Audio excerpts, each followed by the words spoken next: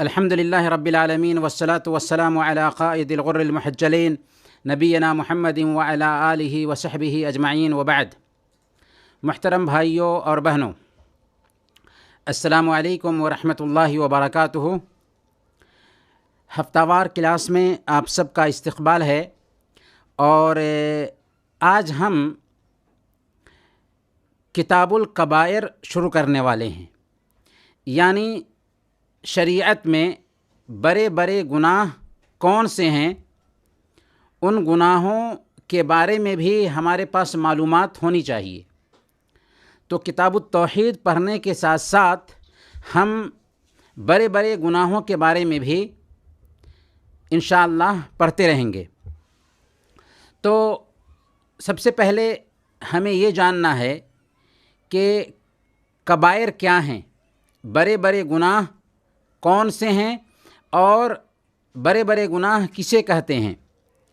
تو کبیرہ گناہ اس گناہ کو کہتے ہیں جس گناہ پر کسی طرح کی وعید آئی ہو، جہنم کی وعید اگر آئی ہے اس گناہ پر، تو اس کو کبیرہ گناہ کہا جائے گا، بڑا گناہ کہا جائے گا، مہا پاپ کہا جائے گا۔ یا اس گناہ پر لعنت اگر بھیجی گئی ہو تو اس گناہ کو بھی کبیرہ گناہ کہا جائے گا۔ یا اس گناہ پر غضب اور عذاب کی وعید بھی سنائی گئی ہے تو اس گناہ کو بھی کبیرہ گناہ، مہا پاپ کہا جائے گا۔ اسی طریقے سے اگر اس گناہ میں ایمان کا انکار کیا گیا ہو، ایمان کی نفی کی گئی ہو، تو اس گناہ کو بھی کبیرہ گناہ، مہا پاپ کہا جائے گا۔ اور اسی طریقے سے جس گناہ کے ارتکاب کرنے والے سے اللہ کے نبی صلی اللہ علیہ وسلم نے براءت کا اظہار کیا ہو کہ وہ ہم میں سے نہیں، تو وہ گناہ بھی کبیرہ گناہ ہی کہلائے گا۔ تو یہ کچھ تعریف ہے بڑے بڑے گناہوں کی، کہ اگر ہم پوچھیں آپ سے کہ بڑے گناہ کس کو کہتے ہیں، تو آپ کو یہ جواب دینا ہے کہ جس گناہ پر جہنم کی وعید آئی ہو، یا جس گناہ پر لعنت آئی ہو، یا جس گناہ پر غضب اور عذاب کی وعید آئی ہو، یا جس گناہ پر ایمان کی نفی کی گئی ہو، یا جس گناہ کے مرتکب سے اللہ کے نبی صلی اللہ علیہ وسلم نے براءت کا اظہار کیا ہو اور کہا ہو کہ وہ ہم میں سے نہیں، وہ ہم سے بری ہے، تو یہ سارے کے سارے گناہ کبیرہ گناہ کہلاتے ہیں۔ اب سوال یہ ہے کہ کبیرہ گناہ کون کون سے ہیں؟ تو کبیرہ گناہ بہت سارے ہیں، اور اس سلسلے میں باضابطہ کتابیں لکھی گئی ہیں۔ سب سے مشہور ایک کتاب ہے کتاب الکبائر۔ کیا نام ہے؟ کتاب الکبائر۔ یہ امام ذہبی رحمۃ اللہ علیہ کی ہے، اس میں انہوں نے بڑے بڑے گناہوں کو نوٹ کیا ہے۔ اسی طریقے سے اور بھی بہت ساری کتابیں اس سلسلے میں لکھی گئی ہیں، جن کو ہم پڑھ کر کے ان سے بڑے بڑے گناہ کے بارے میں معلومات حاصل کر سکتے ہیں۔ تو بڑے بڑے گناہوں میں سب سے پہلے نمبر پر جو گناہ آتا ہے وہ ہے شرک۔ بڑے گناہوں میں سب سے پہلے نمبر پر جو گناہ ہے وہ ہے شرک۔ اور شرک کیا ہے؟ اللہ کی عبادت میں، یا اس کی ذات میں، یا اس کے اسماء و صفات میں کسی دوسرے کو شریک ٹھہرانا، یہ شرک ہے جو توحید کا اپوزٹ ہے، اور شرک کی معافی نہیں ہوتی، جیسا کہ ہم نے کئی مرتبہ جانا بھی ہے، پڑھا بھی ہے۔ اللہ فرماتا ہے ان اللہ لا یغفر ان یشرک بہ ویغفر ما دون ذلک لمن یشاء۔ اللہ تعالیٰ شرک کو معاف نہیں کرتا، اور شرک کے علاوہ جتنے گناہ کو بھی اللہ چاہے معاف فرما دے گا۔ تو سب سے پہلا جو کبیرہ گناہ ہوا وہ شرک ہے، اور شرک کی دو قسمیں ہوتی ہیں، شرک اکبر اور شرک اصغر۔ شرک اکبر اس سے ایک انسان اسلام کے دائرہ سے نکل جاتا ہے اور اس کے سارے عمل برباد ہو جاتے ہیں، اور شرک اکبر پر ایک انسان کی موت ہو تو اس کی معافی نہیں ہوتی، جبکہ شرک اصغر یہ بھی کبیرہ گناہ ہے، لیکن شرک اصغر کی وجہ سے ایک انسان اسلام سے نکلتا نہیں۔ اور اس کی ہم نے کئی مرتبہ مثالیں بھی آپ کو دی ہیں، جیسے ریاکاری شرک اصغر میں سے ہے، جیسے یہ کہنا کہ اگر اللہ چاہے اور آپ چاہیں، یہ شرک اصغر میں سے ہے۔ اور اسی طریقے سے انسانوں کی قسم کھانا، یہ بھی شرک اصغر میں سے ہے۔ تو شرک کی دو قسمیں ہوئیں، شرک اکبر اور شرک اصغر۔ تو بڑے گناہوں میں سے پہلا گناہ شرک ہوا، اور اس کی تفصیل ہم نے کئی مرتبہ آپ کے سامنے رکھی ہے۔ بڑے گناہوں میں سے دوسرا گناہ جھوٹ ہے، جھوٹ بولنا۔ جھوٹ بولنا اتنا بڑا گناہ ہے، اتنا بڑا گناہ ہے کہ یہ ایک مسلمان کی شان کے خلاف ہے کہ وہ جھوٹ بولے۔ اسی وجہ سے صحیح بخاری اور صحیح مسلم کی حدیث میں اللہ کے نبی صلی اللہ علیہ وسلم نے کیا فرمایا؟ آیت المنافق ثلاث، منافق کی کپٹاچاری کی، منافق کسے کہتے ہیں؟ جو ظاہر میں اسلام کا دعویٰ کرتا ہو لیکن دل میں اس نے کفر کو چھپا رکھا ہو، وہ منافق ہے۔ اللہ کے نبی صلی اللہ علیہ وسلم فرماتے ہیں کہ منافق کی 3 پہچان ہے۔ جب بات کرے تو جھوٹ بولے، اذا حدث کذب واذا وعد اخلف، اور جب وعدہ کرے تو وعدہ خلافی کر جائے، واذا اؤتمن خان، اور جب اس کے پاس امانت رکھی جائے تو وہ خیانت کر جائے۔ گویا کہ بات میں جھوٹ بولنا، امانت میں خیانت کرنا اور وعدہ خلافی کرنا، یہ منافق کی پہچان ہے۔ تو اس میں سے ایک پہچان کیا ہے؟ بات کرے تو جھوٹ بولے، یہ نفاق کی پہچان ہے۔ ایک آدمی جب بات کرے تو اس میں جھوٹ بولے، اس کو ہم عملی نفاق کہتے ہیں۔ اور ایک ہوتا ہے اعتقادی نفاق۔ جب عقیدے کا نفاق کسی کے اندر پیدا ہوگا تو اسلام سے نکل جاتا ہے، لیکن عمل کا نفاق کسی کے اندر پیدا ہوگا تو وہ اسلام سے نہیں نکلتا، مسلمان ہی رہتا ہے، لیکن اس کے اندر گویا کہ نفاق کی ایک پہچان پائی جاتی ہے، اور وہ ہے بات کرے تو جھوٹ بولے، جب وعدہ کرے تو وعدہ سے مکر جائے، اور جب امانت اس کے پاس رکھی جائے تو وہ خیانت کر جائے۔ اور صحیح بخاری اور صحیح مسلم کی ایک حدیث میں اللہ کے نبی صلی اللہ علیہ وسلم نے ارشاد فرمایا، علیکم بالصدق، سچ بولو، سچائی کو لازم پکڑو، فإن الصدق یہدی الی البر، کیونکہ سچائی نیکی کی طرف دعوت دیتی ہے، سچائی نیکی کی طرف رہنمائی کرتی ہے۔ وإن البر یہدی الی الجنہ، اور نیکی جنت کے راستے کی طرف لے جاتی ہے۔ وما یزال الرجل یصدق ویتحری الصدق حتی یکتب عند اللہ صدیقا، کہ ایک بندہ ہمیشہ سچ بولتا رہتا ہے اور سچ کی کھوج میں لگا رہتا ہے، یہاں تک کہ اللہ کے پاس سچا لکھ دیا جاتا ہے۔ پھر اللہ کے نبی صلی اللہ علیہ وسلم فرماتے ہیں، وَإِيَّاكُمْ وَالْكَذِبَ، جھوٹ سے بچو، فَإِنَّ الْكَذِبَ يَهْدِي إِلَى الْفُجُورِ، اس لیے کہ جھوٹ گناہ کی طرف لے جاتا ہے، وَإِنَّ الْفُجُورَ يَهْدِي إِلَى النَّارِ، اور گناہ جہنم کی طرف لے جاتا ہے۔ گویا کہ جھوٹ بولیں گے تو جھوٹ گناہ کی طرف لے جائے گا اور گناہ جہنم کی طرف لے جائے گا۔ وما يزال الرجل يكذب ويتحرى الكذب حتى يكتب عند الله كذابا، اور ایک بندہ جھوٹ بولتا رہتا ہے اور جھوٹ کی تلاش میں لگا رہتا ہے، یہاں تک کہ اللہ کے پاس جھوٹا لکھ دیا جاتا ہے۔ یہ صحیح بخاری اور صحیح مسلم کی حدیث ہے۔ کتنی پیاری حدیث ہے۔ اس حدیث میں اللہ کے نبی صلی اللہ علیہ وسلم نے یہ تاکید کی ہے کہ سچائی کو لازم پکڑو، کیونکہ سچائی تجھے نیکی کے راستے پر لے جائے گی اور نیکی تجھے جنت میں لے جائے گی۔ اور ایک بندہ ہمیشہ سچ بولتا رہتا ہے اور سچ کی تلاش میں لگا رہتا ہے، یہاں تک کہ اللہ کے پاس سچا لکھ دیا جاتا ہے۔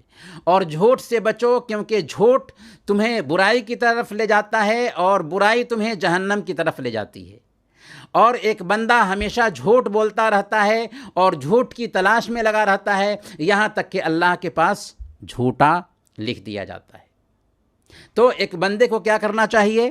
ہمیشہ سچ بولنا چاہیے، جھوٹ سے بچنا چاہیے، کیونکہ سچائی جنت کے راستے کی طرف لے جاتی اور جھوٹ جہنم کے راستے کی طرف لے جاتا ہے۔ اور سچائی جب ہم اختیار کرتے ہیں تو اللہ کے پاس بھی ہم سچا لکھ دیے جاتے ہیں، اور اگر ہم جھوٹ بولتے ہیں تو اللہ کے پاس بھی ہم جھوٹا لکھ دیے جاتے ہیں۔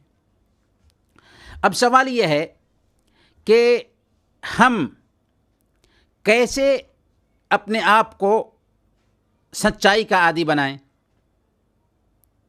تو اس سلسلے میں اگر ہم جھوٹ کی وعید کو سمجھیں گے کہ جھوٹ کی جو سختی بیان کی گئی ہے، جھوٹ کی جو وعید بیان کی گئی ہے، اگر اس جھوٹ کی وعید کو، جھوٹ کی سختی کو دھیان میں رکھیں گے تو آسانی کے ساتھ ہمارے لیے جھوٹ سے بچنا آسان ہو جائے گا۔ بلکہ اگر کوئی آدمی اپنے بچوں کو بلانے کے لیے بھی یہ آواز لگاتا ہے اور کہتا ہے کہ بیٹا ادھر آؤ، میں تمہیں کچھ دینا چاہتا ہوں، اور وہ کچھ دینا نہیں چاہتا ہو، تو یہ بھی جھوٹ لکھا جاتا ہے۔ چنانچہ حضرت عبداللہ بن عامر صحابی رسول ہیں۔ حضرت عبداللہ بن عامر رضی اللہ تعالیٰ عنہ بیان کرتے ہیں کہ ایک دن اللہ کے نبی صلی اللہ علیہ وسلم میرے گھر میں تشریف رکھتے تھے۔ میری ماں نے مجھے پکارا اور کہا کہ عبداللہ ادھر آؤ۔ اللہ کے نبی صلی اللہ علیہ وسلم نے ان کی ماں سے کہا کہ تم کیا دینا چاہتی ہو؟ انہوں نے کہا کہ میں ایک کھجور دینا چاہتی تھی، میں ایک کھجور دینا چاہتی تھی۔ اللہ کے نبی صلی اللہ علیہ وسلم نے ارشاد فرمایا کہ لو لم تعطیہ شیئا کتبت علیک کذبہ، کہ اگر تم اسے کچھ نہ دیتی تو یہ بھی تمہارے خلاف جھوٹ لکھا جاتا۔ اب آپ غور کیجئے، بہت ساری مائیں ہوتی ہیں اپنے بچے کو بلانے کے لیے عام طور پر ایسا بول دیتی ہیں کہ بیٹا ادھر آؤ۔ بیٹا جو آ رہا ہے اس ارادے سے آ رہا ہے کہ کچھ ملے گا، اگر ماں نہیں دیتی ہے تو یہ بھی جھوٹ لکھا جائے گا۔ تو جب ہم جھوٹ کی سختی کو سمجھیں گے تو ظاہر سی بات ہے کہ ہم جھوٹ سے بچے رہیں گے۔ یہاں تک کہ لوگوں کو ہنسانے کے لیے بھی جھوٹ بولنے سے منع کیا گیا ہے۔ اللہ کے نبی صلی اللہ علیہ وسلم ارشاد فرماتے ہیں وَيْلٌ لِّلَّذِي يُحَدِّثُ بِالْحَدِيثِ لِيُضْحِكَ بِهِ الْقَوْمِ فَيَكْذِبْ وَيْلٌ لَّهُ وَيْلٌ لَّهُ، کہ اگر کوئی آدمی کسی انسان کو ہنسانے کے لیے، لوگوں کو ہنسانے کے لیے جھوٹ بولتا ہے تو ایسے انسان کی بربادی ہے، ایسے انسان کی بربادی ہے۔ یعنی وہ انسان برباد ہو، وہ انسان ہلاک ہو جو لوگوں کو ہنسانے کے لیے جھوٹ بولتا ہے۔ تو ہنسانے کے لیے بھی جھوٹ بولنے کی ہماری شریعت میں اجازت نہیں ہے۔ تو جب ہم جھوٹ کی سختی کو جانیں گے تو آسانی کے ساتھ ہم جھوٹ سے اپنے آپ کو بچا سکیں گے۔ اسی طریقے سے یہ بھی ضروری ہے کہ ہم سچے لوگوں کے ساتھ رہیں، کیونکہ اگر ہم سچے لوگوں کے ساتھ رہیں گے تو ہم بھی سچائی کے عادی بنیں گے، اور اگر ہم جھوٹے لوگوں کے ساتھ رہیں گے تو ہم بھی ان کے جیسے جھوٹ بولنے والے بن جائیں گے۔ اسی لیے ہمیشہ سچے لوگوں کے ساتھ رہنے کی کوشش کرنی چاہیے، اچھے لوگوں کے ساتھ رہنے کی کوشش کرنی چاہیے، نیک لوگوں کا ساتھ دینے کی کوشش کرنی چاہیے، بری دوستی نہیں ہونی چاہیے۔ اگر آپ بری دوستی رکھیں گے تو ظاہر سی بات ہے کہ دوست کی طبیعت پر ایک انسان ہوتا ہے، اور اللہ کے نبی صلی اللہ علیہ وسلم ارشاد فرماتے ہیں الرجل علی دین خلیلہ، الرجل علی دین خلیلہ فلینظر احدکم من یخالل، کہ ایک آدمی اپنے دوست کے طریقے پر ہوتا ہے، اس لیے تم میں سے ایک آدمی کو غور کر کے دیکھ لینا چاہیے کہ وہ آخر کس سے دوستی کر رہا ہے۔ تو یہ بہت اہم نقطہ ہے کہ جھوٹ سے ہم بچنا چاہتے ہیں تو سچ بولنے والوں کی صحبت اختیار کرنی ہوگی، اور اگر ہم اچھے لوگوں کی صحبت اختیار کریں گے، سچوں کی صحبت اختیار کریں گے، تو اور بھی بہت ساری برائیوں سے ہم بچ جائیں گے۔ اور تیسرا طریقہ یہ ہے سچائی کا خود کو عادی بنانے کا کہ ہم خود سچ کو لازم پکڑیں، یعنی اپنے آپ کو سچائی کا عادی بنانے کے لیے تیار کریں، اور یہ سوچیں کہ چاہے ظاہر میں کتنا بھی نقصان کیوں نہ ہو لیکن میں سچ ہی بولوں گا۔ اور اللہ فرماتا ہے والذین جاہدوا فینا لنہدینہم سبلنا، جو لوگ ہمارے راستے میں کوشش کرتے ہیں نا، ہم ان کو راستہ دکھاتے ہیں۔ اور یاد رکھیں، اگر آپ کے سامنے میں دو آپشن آتا ہے، جھوٹ کے ذریعہ بچنے کا آپشن اور سچ بول کر کے پھنسنے کا آپشن، تو اگر آپ سچ بول کر کے پھنس جاتے ہیں یہ بہتر ہے آپ کے لیے، کیونکہ اگر آپ سچ بول کر کے پھنس جاتے ہیں تو اللہ تعالیٰ کسی نہ کسی طریقے سے آپ کو اس سے نکال دے گا، اور اگر جھوٹ بولتے ہیں تو ظاہر میں آپ تو بچ جائیں گے، لیکن یہ آپ کی زندگی کے لیے دنیا میں بھی دھبا بن جائے گا اور آخرت میں بھی یہ دھبا بن جائے گا۔ حضرت کعب بن مالک رضی اللہ تعالیٰ عنہ کا قصہ بہت مشہور ہے۔ غزوہ تبوک سے حضرت کعب بن مالک پیچھے رہ گئے تھے، اور ان کے ساتھ دو اور صحابی تھے۔ حضرت کعب بن مالک، مرارہ بن ربیع اور ہلال بن امیہ، ان تین لوگوں نے سچ بول دیا تھا کہ ہمارے پاس کوئی عذر نہیں تھا۔ اللہ کے نبی صلی اللہ علیہ وسلم نے ان تینوں کا سماجک بائیکاٹ کیا، اور بہت سارے منافقین تھے جو جنگ سے پیچھے رہ گئے تھے اور بہانہ بنا دیا، جھوٹ بولا۔ اللہ کے نبی صلی اللہ علیہ وسلم نے ان کا عذر قبول کر لیا۔ تو اللہ تعالیٰ نے ہمیشہ ہمیش کے لیے ان منافقین کے گندے کردار کو اپنی قرآن میں کھول کر بیان کر دیا، لیکن کعب بن مالک، مرارہ بن ربیع اور ہلال بن امیہ رضی اللہ عنہم اجمعین کی توبہ 50 دن کے بعد قبول ہوئی، اور قیامت کے دن تک توبہ کی قبولیت کی یہ آیتیں پڑھی جاتی رہیں گی، اور ان تینوں صحابہ کا نام لیا جاتا رہے گا کہ انہوں نے سچائی اختیار کی تھی، اس لیے اللہ تعالیٰ نے سچائی کی بنیاد پر ان کو نجات دیا۔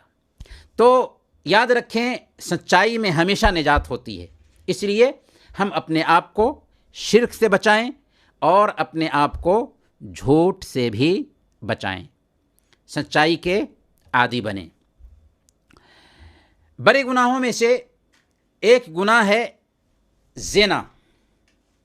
زنا بڑے گناہوں میں سے ایک گناہ زنا ہے۔ زنا کیا ہے؟ زنا کہتے ہیں مرد اور عورت آپس میں اتفاق کر کے شوہر بیوی کا تعلق قائم کریں، آپسی اتفاق سے۔ اگر زبردستی ہے تو وہ تو زنا بالجبر ہے، وہ بلاత్کار ہے۔ اگر آپسی اتفاق سے بھی اپنی خواہش پوری کر رہے ہیں شادی کے بغیر، تو یہ زنا ہے اسلام کی نظر میں۔ اور زنا کے بارے میں اللہ تعالیٰ نے فرمایا سورہ بنی اسرائیل آیت نمبر 32، وَلَا تَقْرَبُوا الزِّنَا وَلَا تَقْرَبُوا الزِّنَا إِنَّهُ كَانَ فَاحِشَةً وَسَاءَ سَبِيلًا، زنا کے قریب بھی مت جاؤ، بے شک زنا نہایت گندی چیز ہے اور برا راستہ ہے۔ اللہ تعالیٰ نے زنا کے قریب جانے سے بھی منع کیا۔ زنا کے قریب مت جاؤ کا مطلب کیا ہے؟ یعنی زنا کے قریب لے جانے والے جو کام بھی ہیں ان سارے کاموں سے بچو۔ اسی لیے اسلام ہمیں یہ حکم دیتا ہے کہ اگر کسی عورت پر نظر پڑ جاتی ہے تو پہلی نظر تو معاف ہے، دوسری نظر معاف نہیں۔ دوسری نظر نہیں ڈالنا ہے، ہمیں نظر نیچے کر لینا ہے۔ اگر ایک انسان کسی عورت کو دیکھتا ہے، پھر اس سے بات کرتا ہے، پھر اس سے ملاقات کرتا ہے، پھر اس سے وعدے کرتا ہے اور اس طریقے سے زنا تک پہنچ جاتا ہے۔ اسی لیے زنا تک پہنچانے والے جو کام ہیں ان کاموں پر اسلام نے روک لگا دیا۔ یہاں تک کہ اسلام یہ کہتا ہے کہ دبی زبان سے ایک عورت بات بھی نہ کرے۔ فلا تخضعن بالقول، عورتوں کو حکم دیا گیا کہ وہ بات کرے تو سادہ گفتگو کرے، دبی زبان سے گفتگو نہ کرے، کہ ایسا نہ ہو کہ جو بیمار دل انسان ہے وہ کچھ اس عورت سے غلط امید باندھ لے۔ تو زنا سے ہماری شریعت روکتی ہے اور زنا تک پہنچانے والے کاموں پر بھی روک لگاتی ہے۔ اس کے باوجود بھی اگر کوئی آدمی زنا کر لیتا ہے تو اس کے لیے اسلام سزا بھی طے کرتا ہے۔ کیا ہے سزا زنا کی؟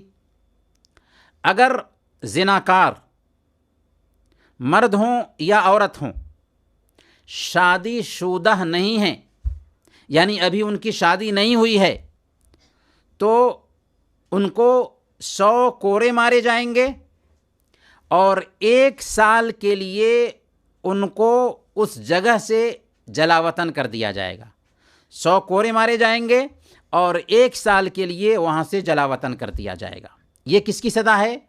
جو شادی شدہ نہیں ہوں۔ اور جو شادی شدہ ہیں ان کی سزا کیا ہے؟ ان کی سزا یہ ہے کہ ان کو رجم کیا جائے گا، یعنی پتھر سے مار مار کر ان کو ختم کر دیا جائے گا۔ لیکن زنا ثابت ہونے کے لیے اسلام نے 4 گواہ کی شرط رکھی ہے۔ ایسا نہیں کہ کسی کو کسی سے دشمنی ہوئی اور جا کر کے اسلامی کورٹ میں شکایت کر دے کہ میں نے فلاں کو فلاں کے ساتھ میں دیکھا ہے، ایسا نہیں چلتا، بلکہ 4 گواہ ضروری ہے۔ اور عام طور پر 4 لوگوں کا کسی آدمی کے خلاف اکٹھا ہو جانا بہت مشکل ہوتا ہے۔ اور اس کے ساتھ ساتھ جو جج ہوتا ہے، قاضی ہوتا ہے، وہ ہر ایک سے الگ الگ طریقے سے گواہی لیتا ہے۔ تم نے کس کیفیت میں دیکھا، کہاں پہ دیکھا، کیا کرتے ہوئے دیکھا، کیا شکل تھی، ساری کیفیت سننے کے بعد 4 گواہ اگر اکٹھا ہو جائیں تب واقعی زنا ثابت ہوگا۔ اگر قاضی 3 گواہ پر اعتماد کر لیتا ہے اور 4تھا گواہ صحیح ثابت نہیں ہوتا تو جانتے ہیں 4 کو حد قذف سے دوچار کیا جائے گا، یعنی بہتان لگانے کی سزا ملے گی۔ اور بہتان لگانے کی سزا کتنی ہے بتائیں گے آپ؟ بہتان کی سزا کتنی ہے؟ بہتان کی سزا 80 کوڑے لگانا ہے۔ اگر کوئی عورت کوئی مرد کسی پاک دامن عورت کے اوپر زنا کا الزام لگاتا ہے یا کسی مرد پر ہی کوئی زنا کا الزام لگاتا ہے اور وہ ثابت نہیں کر پاتا ہے، 4 گواہ نہیں پیش کر پاتا ہے، تو ایسے انسان کو 80 کوڑے مارے جائیں گے۔ تو یہ رہا سزا کا مسئلہ کہ اگر شادی شدہ ہوں زناکار تو دونوں کو سزا دی جائے گی۔ سزا کیا ہے؟ سنسار کیا جائے گا، پتھر سے مار مار کر ختم کر دیا جائے گا۔ حدیث میں آیا ہے کہ 100 کوڑے بھی مارے جائیں گے اور سنسار بھی کیا جائے گا، لیکن اللہ کے نبی صلی اللہ علیہ وسلم نے غامدیہ اور مائز اسلمی رضی اللہ عنہما کو جو سزا دی تھی وہ صرف رجم کی سزا دی تھی، اس لیے آخری حکم یہی ہے کہ 100 کوڑے مارنے کے بجائے صرف رجم کیا جائے گا، اور رجم کہتے ہیں پتھر سے مار مار کر ان کے لیے گڈھا کھودا جائے گا اور سب کے سامنے میں ان کو پتھر سے مار مار کر ختم کیا جائے گا۔ ظاہر میں لگتا ہے کہ یہ سزا بہت سخت ہے، لیکن اسلام نے یہ سزا اس لیے دی کہ صاف ماحول اور معاشرہ بن سکے۔ یعنی اگر کسی انسان نے زنا کیا تو ایک انسان کو اگر سب کے سامنے میں سزا دی جاتی ہے نا تو پورا معاشرہ پاک و صاف ہو جاتا ہے۔ ایسی گندی طبیعت کے لوگ معاشرے میں ہمت نہیں پاتے۔ آج ہمارے ملک ہندوستان میں اور دوسرے ملکوں میں اتنے بلاತ್ಕಾರ کیوں ہوتے ہیں؟ اس لیے کہ انسان کا دماغ جو ہے نا بہت چھوٹا ہے، اور اللہ رب العالمین انسان کی طبیعت کو جاننے والا تھا، اسی لیے انسان کی طبیعت کے حساب سے قانون اتارا۔ سعودی عرب کو دیکھیے، وہاں پر اسلامی قانون لاگو ہے، کیا ہر دن زناکار کو سزا ملتی ہے؟ نہیں، لیکن اس کے باوجود ماحول کتنا پاک صاف ہے، کہاں وہاں پر بلاತ್ಕಾರ ہو رہا ہے، کہاں زنا کی قصے آ رہے ہیں، کہاں ہر دن دوسروں کو سزا مل رہی ہے؟ تو صرف قانون ہونے کی وجہ سے ماحول پاکیزہ بنا ہوا ہے۔ یہ اسلام کا قانون ہے، اسی لیے آج اس قانون کو کسی بھی دھرتی پر لاگو کر دیا جائے تو اس دھرتی میں امن و سکون پیدا ہوگا۔ اچھا، زناکار کی برزخی زندگی میں کیا سزا ہے؟ کسی نے زنا کیا، توبہ نہیں کیا یا اس کو سزا نہیں ملی، تو زناکار کی برزخی زندگی میں کیا سزا ہے؟ اللہ کے نبی صلی اللہ علیہ وسلم نے اس کے بارے میں بیان فرمایا کہ ان دونوں کو، یعنی زناکار مردوں کو اور زناکار عورتوں کو کیا کیا جاتا ہے؟ ننگا کر کے ایک ایسے تنور میں ڈال دیا جائے گا جو اوپر سے نہایت ہی تنگ ہوگا، اوپر سے وہ تنور نہایت تنگ ہوگا اور نیچے سے وشال ہوگا، نیچے سے کشادہ ہوگا، اوپر سے تنگ اور نیچے سے کشادہ ہوگا۔ جب تنور کے نیچے سے آگ جلائی جائے گی تو وہ چیخیں گے اور آگ کے شعلے انہیں بلند کر کے تنور کے اوپر کے سرے تک پہنچا دیں گے۔ اللہ اکبر! ایسی سزا زناکار مردوں اور عورتوں کو ملنے والی ہے برزخی زندگی میں، اور یہ سزا ہمیشہ ملتی رہے گی۔ کیا ہے سزا؟ ایک تنور ہوگا، نیچے سے بہت کشادہ ہوگا اور اوپر سے بہت سخت ہوگا، تنگ ہوگا، اس میں ننگے مرد ہوں گے، ننگی عورتیں ہوں گی۔ یہ ننگے مرد اور ننگی عورتیں کون ہیں؟ جنہوں نے زنا کیا، اور اس میں نیچے سے آگ جلائی جائے گی۔ جب نیچے سے آگ جلائی جائے گی تو آگ کی دہک کی وجہ سے ان کو اوپر تک یہ آگ لے جائے گی اور اسی میں وہ چیختے اور چلاتے ہوں گے۔ معمولی چند منٹوں کی خواہش کے لیے ایک انسان ایسی سزا سے دوچار کیا جائے گا، اور پھر جہنم کی سزا تو ہے ہی۔ تو گویا کہ ہمیشہ رہنے والی نعمت سے ایک انسان اپنے آپ کو محروم کر لیتا ہے معمولی چند منٹوں کی لذت کے لیے۔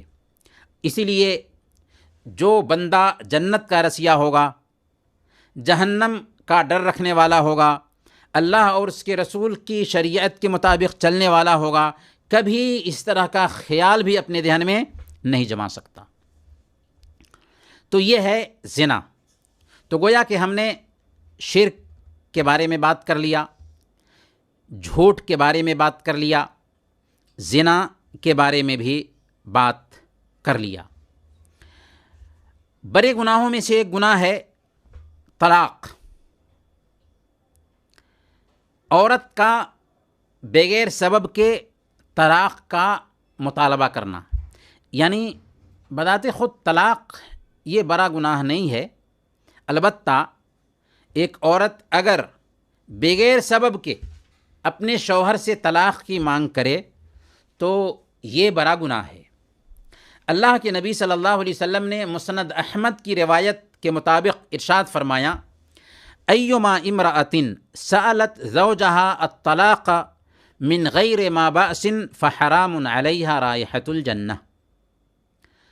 مسند احمد کی یہ حدیث ہے، اللہ کے نبی صلی اللہ علیہ وسلم فرماتے ہیں کہ جس عورت نے بغیر کسی سبب کے اپنے شوہر سے طلاق کی مانگ کی تو اللہ تعالیٰ اس پر جنت کی خوشبو کو حرام ٹھہرا دیتا ہے۔ بڑے گناہوں میں سے ایک گناہ ہے غیر فطری جگہ جماع کرنا۔ کیا مطلب؟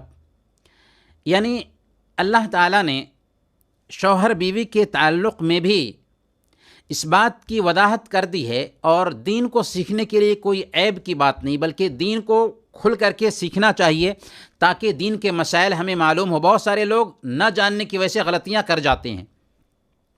تو شوہر بیوی کا تعلق اس راستے میں قائم ہونا چاہیے جو راستہ کھیتی کا راستہ بتایا گیا ہے، جس راستے سے بچے کی پیدائش ہوتی ہے۔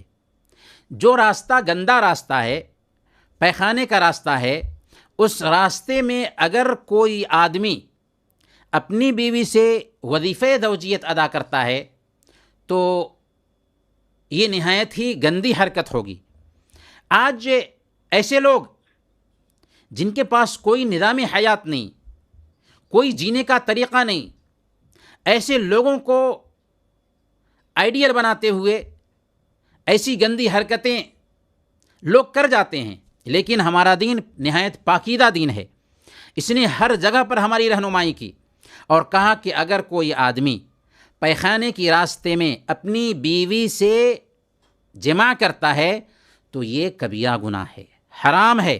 اللہ کے نبی صلی اللہ علیہ وسلم فرماتے ہیں، مسند احمد کی روایت ہے، ملعون، او آدمی ملعون ہے، اس آدمی پر لعنت ہو، من اتا امرأۃ فی دبورہا، جو اپنی بیوی کے پیچھے سے آئے، یعنی اپنی بیوی کے پیخانے کے راستے میں جمع کرے، او ملعون ہے، اس کے اوپر لعنت ہو جو ایسی حرکت کرتا ہے۔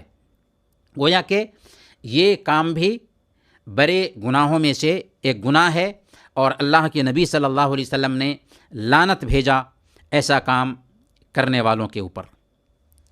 بڑے بڑے گناہوں میں سے ایک گناہ ہے بیویوں کے بیچ ناانصافی کرنا، یعنی ایک سے زیادہ اگر کسی کے پاس بیوی ہے تو اسلام نے اس بات کی گنجائش ضرور رکھی ہے کہ ایک انسان کے پاس اگر استطاعت ہے، طاقت ہے، تو وہ ایک سے زیادہ شادی کرے، لیکن اسلام نے اس شادی کو مشروط ٹھہرایا ہے عدل کے ساتھ۔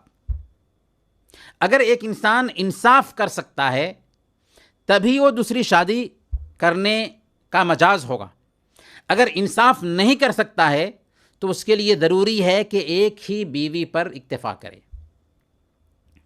اگر کسی نے دو شادی کی اور دونوں کے بیچ انصاف نہیں کیا، اور انصاف کس چیز میں ہوگا؟ انصاف رات گزارنے میں ہوگا، انصاف کھانے پینے کی چیزیں مہیا کرنے میں ہوگا، انصاف لباس میں ہوگا. تو رہائش میں، لباس میں، رات گزارنے میں انصاف ضروری ہے. لیکن قلبی میلان کسی ایک کی طرف زیادہ ہو سکتا ہے. ایسا ہو سکتا ہے کہ ایک بیوی سے اس کو زیادہ محبت ہو، کیونکہ یہ دلی مسئلہ ہے. اللہ کے نبی صلی اللہ علیہ وسلم ساری بیویوں سے محبت کرتے تھے، لیکن عائشہ رضی اللہ تعالی عنہا سے محبت کچھ زیادہ تھی. تو یہ دلی میلان ہو سکتا ہے اور اس پہ اللہ تعالی ہمارا مواخذہ نہیں کرتا. لیکن اگر عورتوں کو باریکی تقسیم میں، لباس میں، رہنے سہنے میں، کھانے پینے میں انصاف کا معاملہ ان کے بیچ نہیں کرتے تو یہ کبیرہ گناہ ہوگا. اور اللہ کے نبی صلی اللہ علیہ وسلم سنن نبی داؤد کی روایت کے مطابق بیان فرماتے ہیں، من کانت لہ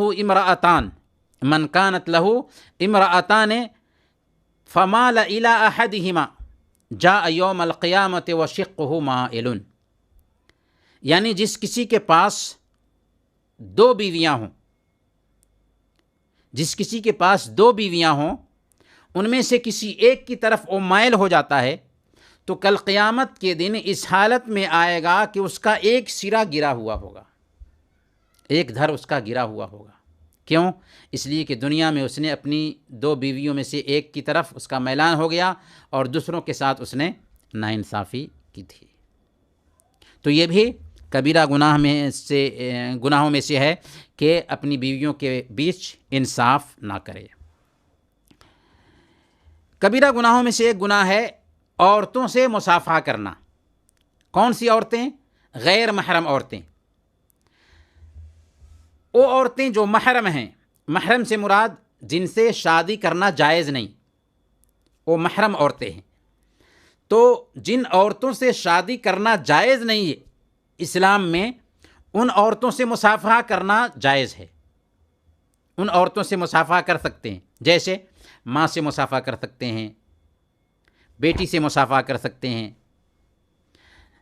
خالہ سے مصافحہ کر سکتے ہیں، پھوپھی سے مصافحہ کر سکتے ہیں، بھتیجی سے مصافحہ کر سکتے ہیں، بھانجی سے مصافحہ کر سکتے ہیں، ساس سے مصافحہ کر سکتے ہیں. تو یہ وہ عورتیں ہیں جن سے شادی حرام ہے، تو ان سے مصافحہ کرنا جائز ہے. مرد اپنی محرم عورتوں سے مصافحہ کر سکتا ہے، لیکن جن عورتوں سے شادی کرنا جائز ہے ایسی عورتوں سے مصافحہ کرنا کبیرہ گناہ ہے، حرام ہے. اور اللہ کے نبی صلی اللہ علیہ وسلم فرماتے ہیں، انی لا اصافح النساء، میں عورتوں سے مصافحہ نہیں کرتا. اللہ کے نبی صلی اللہ علیہ وسلم کسی عورت سے مصافحہ نہیں کرتے تھے، غیر محرم عورتوں سے. اور اللہ کے نبی صلی اللہ علیہ وسلم نے معجم الطبرانی کی روایت کے مطابق سخت وعید بیان کی ایسے لوگوں کے لیے جو کسی غیر محرم عورت سے مصافحہ کرتے ہیں. اللہ کے نبی صلی اللہ علیہ وسلم نے ارشاد فرمایا، لَأَن يُطْعَنَ فِي رَأْسِ أَحَدِكُمْ بِمَخِيطٍ مِّنْ حَدِيدٍ خَيْرٌ لَهُ مِنْ أَن يَمَسَّ امْرَأَةً لَا تَحِلُّ لَهُ. تمہارے سر میں لوہے کی سوئی چبھائی جائے یہ آسان ہے اس بات سے کہ تم میں سے ایک آدمی کسی غیر محرم عورت سے مصافحہ کرے. انہی چند کلمات کے ساتھ ہم اپنا درس ختم کرتے ہیں. انشاءاللہ اگلے درس میں یہ سلسلہ جاری رہے گا.